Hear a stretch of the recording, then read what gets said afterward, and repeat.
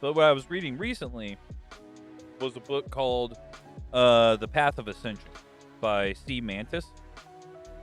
And it's it's labeled as a lit RPG adventure. I don't know how accurate that is. I call it more accurate to call it a progression adventure, right?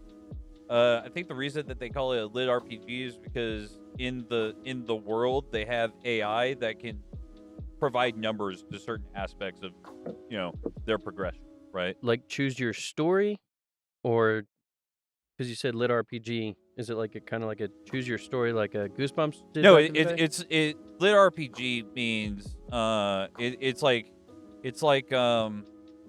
fuck, what was that one series or that one book that they made a movie of? Was it written by the author? No. Oh, damn. Anyways, no, it's essentially lit RPG means video game like book, right? Okay. Essentially is what it means. It's this whole genre that got spun off because of that one book that came out, Ready Player One? Ready Player One. Okay. So Ready Player One came out and it was a success and everything like that, and then a whole series of genre started to spawn because of that, really. And I'm not really a fan of the genre. I've tried a number of different series and I've gotten burnt out multiple times. You can only go so far. It's just not my speed, right? Like if I want to read about video games, I'll play video games, and oftentimes like power scaling and everything like that, all kerfluffle. Super broken. Yeah, everything gets broke. But this is less of a lit RPG in my opinion and more of a progression fantasy because it's not like they're in a video game. It's they're in a world where you gain magic powers by progressing like internal energies and Chi, essentially, right? But it's called mana, stuff like that. And the thing is that so far into the technological future that they have AI that is able to provide numbers for how much mana they have. Okay, some more assistance on. So Right, kind of right, like so that- the Scouters in Dragon Ball?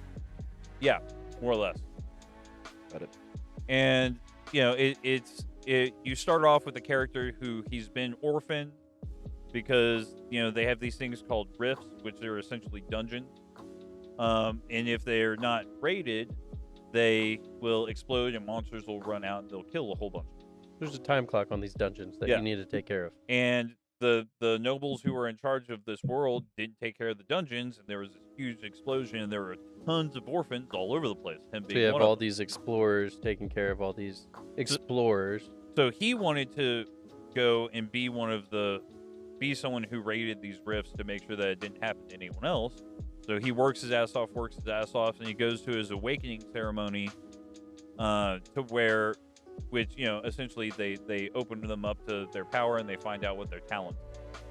And the AI sits there and they read them, and he gets marked with a detrimental talent. Is this the same book series you were reading before? No. Okay, it's just similar. Yeah.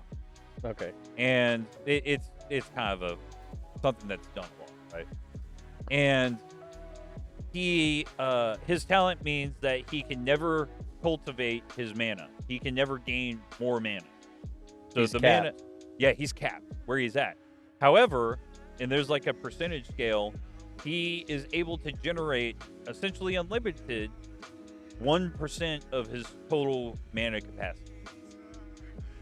So he's got 10 mana, and 1 mana of that he can generate like exponentially fast, right? Well, Okay. infinite low-level spells, pretty much?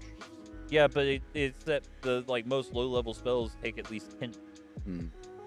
So he can always get 1 mana real quick. So it goes into him and how he gets on the path of ascension, which is the path to like ultimate power and immortality and everything like that. With 10 mana pool.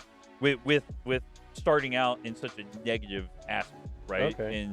And progressing his talent. Now I will say that like book 4 or 5, it got really in the weeds on like experimentation with his power and experimentation with the world and stuff like that to an extensive, exhaustive degree.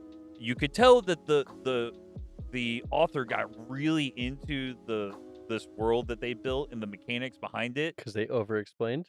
Well, yeah, and literally in the book, the characters spent years working on their experimentation and their training and stuff.